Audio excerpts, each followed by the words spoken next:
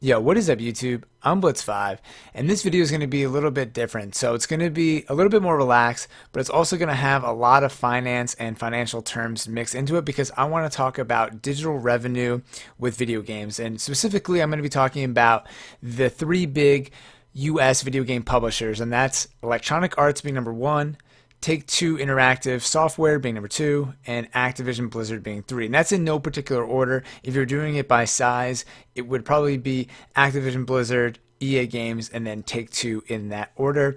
And I like all of these companies, but I do have a little bit of a bias towards Activision Blizzard because I've always liked their company. Blizzard was like the creative, awesome company. Activision was like a little bit more of a corporation, but they put out great titles like Tony Hawk and Call of Duty and all these amazing games. And when they merged, it was awesome. But we all know that they do run their content a little bit into the ground because they make it so often. But so does Electronic Arts and Take-Two. It's kind of in the cyclical business of every year they're going to come out with a game because they know it's a big title and they make money, and that's kind of how capitalism and corporations work. But without getting too far into that, because I could just ramble on forever and ever, what I want to talk about specifically, like I said, is digital revenue. And it's something that I've been thinking about because I invest in these companies. I invest in the stock market, and something that I've been thinking about a lot over time because video game companies to me are very undervalued in the market. A lot of people view video games as like childish, especially people that have a lot of money and that are investing, usually older crowd, and they don't really understand video games and YouTube and how big of a market it is, and that people pay to watch people play video games, and that Twitch and all this stuff. And you have Amazon. They understand some of it because Twitch got bought for $1 billion or whatever it was, and all these companies and people are making money. They kind of get it, but they don't really get the deep down inside that there's like people that do esports and really spend a lot of time and train playing video games, and the fact that there is esports, they probably still laugh at something like that, right? But to me, video game stocks are very undervalued, and the industry is forever growing. Now more and more people play mobile gaming, all that stuff, and these companies know it, and I feel like being younger and myself, I know it too, and I'm trying to take advantage of it. And I have because I've been investing and being successful in these stocks for a long time. So quickly, let me just go through and I'll explain some of this stuff too. So I already have some of this open. So Activision Blizzard, you can see this is a 5-year graph. So if you just type in Activision stock, this pops up on Google or on Yahoo. Stock finance, whatever, Yahoo Finance. So what you can do is you can click on the different tabs here to see like how long of a chart you want to see. And this is the stock price. So when you're looking at how big a company is, you want to look at the market capitalization. That's basically how much the company is valued. So that would be the stock price times how many people have the stock, how many stockholders there are. So it would be 31.7 billion divided by 42.9, and that's how many people or how many shares are outstanding. And that's how you get to the market cap. And when people buy the stock goes up, obviously, making the value more. When the stock goes down, that means somebody sold it because they didn't want it anymore. So that's a very simple and vanilla explanation of that. So Activision is worth let's say $32 billion, okay? And over the past 5 years, the company has gone from around $10, $11, $12 to now being $42 a share. Let's go to EA Games, which is number two in that order in size. They're behind Activision at $25 billion, so roughly $7 billion less than Activision. And over the past 5 years, the company's gone from, well, it was at 25 in the beginning, but it hit a low of around 11, and now it's at $83 per share. So if you bought this back in 2012, which I did buy some video game stock in 2012, this has gone up 8 times that amount, which is amazing. Okay, and you can see it's been pretty steady. The stock market always goes up and down, but it's been a pretty steady increase. And same thing for Take-Two, a lot smaller of a company. This company's only valued at $3.5 billion, but you have to think that their only really big successful title is like Grand Theft Auto, and every other title, including Grand Theft Auto, really I shouldn't say every other title, doesn't come out year after year after year. So there's like Red Dead Redemption, Mafia, Borderlands, but those games don't come out every single year. But they do really well when they do come out. And this company has gone from around 14, or you want to say a low of 8, to now being at $42. The same price as Activision per share, but obviously you're getting a completely different company and it's worth a whole lot less in market value. So These are just three companies that I consider three big American publishers. There's obviously some other ones and foreign, and you can consider like Sony and some other brands, but these are the big three that I'm pretty familiar with. So I'd use that. And I just wanted to say this is pretty interesting, and I think that this is going to continue for a while. This, not including like what will happen with the stock market, because nobody really ever knows what's going to happen. Like in the short term, there could be a recession or something happens, right? Or like a terrorist attack could bring the stock market down. But overall, as a trend, even though Take-Two went down 3.5% today, as a trend, these companies will definitely be getting bigger and bigger as the video game market continues to grow. So one thing I think is interesting. So if you actually, I'll show you guys how to do this with Activision. So if you type in Activision, and you could type in investor relations. So this is how people who are investing in the company would view this portion of the website. So you click on investor relations. They have all of this information, latest results, key reports. So then you go to SEC filing. So there's multiple ways to do this. This is just one of them. The SEC is the regulatory board that oversees the stock market, and the companies have to pretty much disclose everything they're doing if they're public.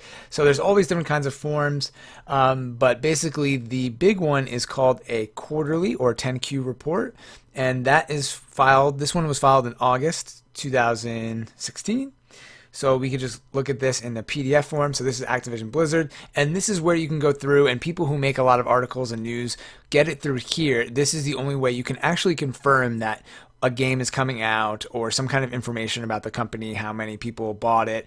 They're going to disclose it through here, and basically everything will just be hearsay or reported on or word of mouth until it's really in this document, and then it's finalized.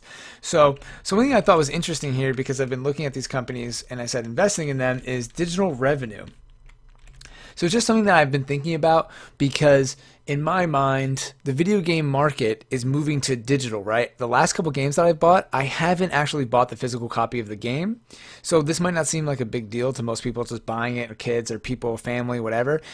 Most people think like, oh, it sucks that I can't let my friend borrow this game. But for most people like myself, that doesn't matter. But what this is for the company, it's huge, because they don't have to pay for the packaging and shipping, distribution, and all that stuff, and partnership with GameStop on each game. So they're saving a ton of money in production, transportation, right? Because you have to pay for the disc, the packaging, put it together.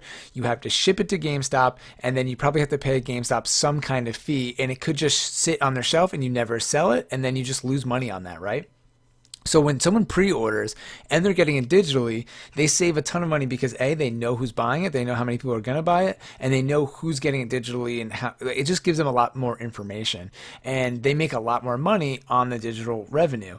So you could see that throughout this document, it's mentioned twice. In the Activision Blizzard one, it's only mentioned here. But they're talking about how it's an important part of their business, and we're going to continue to focus and develop and downloadable content and all that stuff through digital channels. Sorry, there, screwed that up.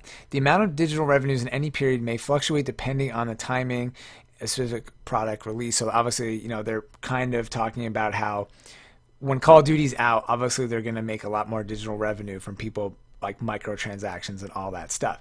So I think that's interesting. They're mentioning it here.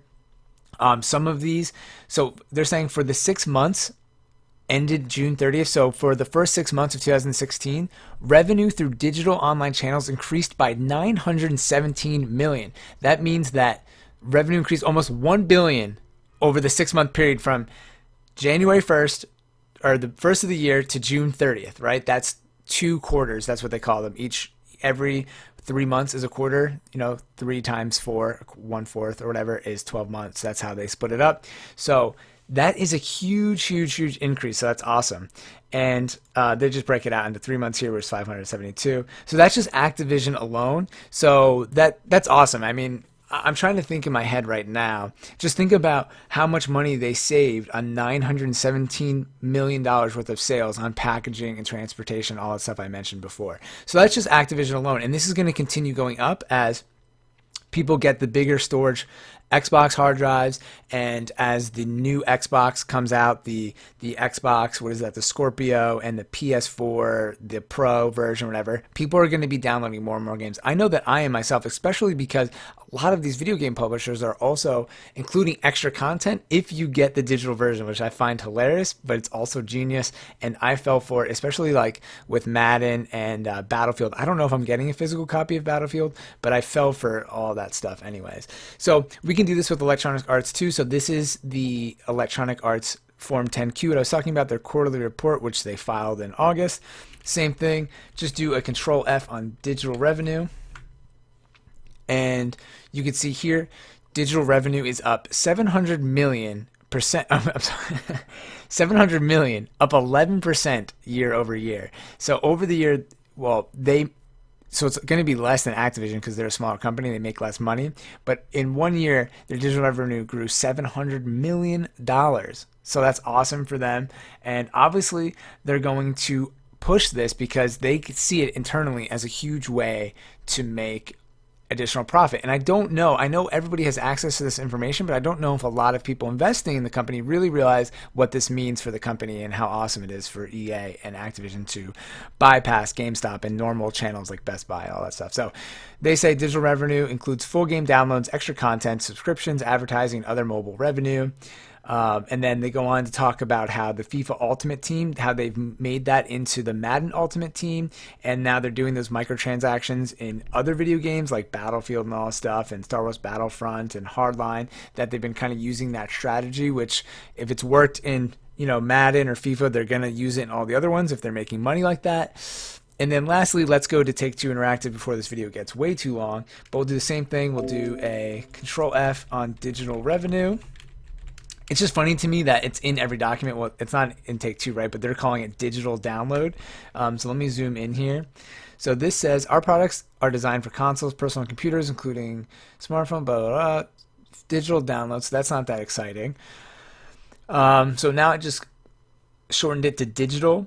And they're talking about more digital stuff. I think at one point here, so they're saying our products are delivered through physical and digital online services. So they did a breakout for the first 3 months, or from 3 months from, what is this? From March, April, May. So it's April, May, June. For those 3 months, they earned more money digitally than they did at physical retail. So this is definitely going to give them the incentive to do that. They made 172 million digitally and 139 and the retail stores.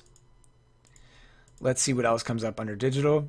We deliver our projects digitally. We get that. Okay, now here's a section on online content and digital distribution. This is exactly what we were looking for. So the interactive entertainment software industry is delivering and growing amount of content through digital online delivery methods. We provide a variety of online delivered products and offerings. Blah, blah, blah, blah, blah. We also publish, blah. The revenue from digital online channels comprised 55.2% of our net revenue by distribution. So digital channels are comprising over half of their net revenue.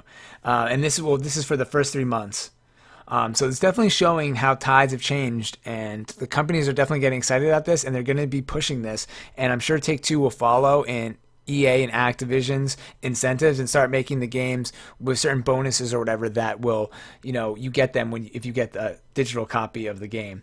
So then they just go on to talk about the new games coming up, which is interesting. This might give the stock a pop. I know there's a huge community around Sid Meier's Civilization, but for me, the fact that they're still making WWE games, I don't know how many people play those. I know NBA 2K is a big game, so is Mafia, but I think this stock tends to grow more when the new Grand Theft Auto, when the new Grand Theft Autos and games like that come out. And once Red Dead Redemption comes out, I'm definitely watching the stock, because I think like everybody who's into those kinds of games, like RPG, gun shooting games, whatever, will be getting Red Dead Redemption. So anyway, sorry for clearing my throat there, a little froggy. Through the Take-Two Interactive, very interesting quarterly report. No, I'm just kidding. But this does have some interesting information. It's very nerdy to go through this. If you really want to get super technical, you can get into, they have all of their balance sheets and cash flow statements, but that's a little bit too technical for me too. I mean, I can read them, but I'm not going to analyze them and break them down in this video. I just wanted to talk about digital revenue, and like I said, again, just to wrap everything up and kind of conclude what I was talking about, that this doesn't have everything to do with the stock. It doesn't have to do everything with the company. It's a very small portion of it, but the companies run off revenue and sales, and this is something that I think is going to continue to grow. And it went from being probably like 10% to 20% to being like half of their revenue.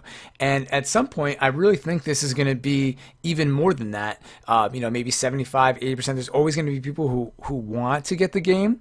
But even then, they might get it through Amazon, and then the company will really know how many orders they're getting. And I think there's just a lot of loss of money when they send it out to Best Buy and they send them 1 million copies or whatever, and they just don't know how many are going to get sold. So they're overproducing all this stuff. I mean, for video game publishers, once the game is made, it's not like they have to remake the game every time. It's just a disc and all that stuff. But it's definitely a lot more work, and they can save a lot more money. And just overall, I think the video game industry, it is growing 100%, but I think it's going to continue to grow at a very nice pace, and this will supplement that very well. So anyways, hope you guys learned something in this video. Hope it wasn't too weird or rambly. I'll listen to it to myself to see if it's even worth posting, and if it is, then you guys will see this online. So as always, I'm Blitz5. Let me know what you guys think of this video, and peace out.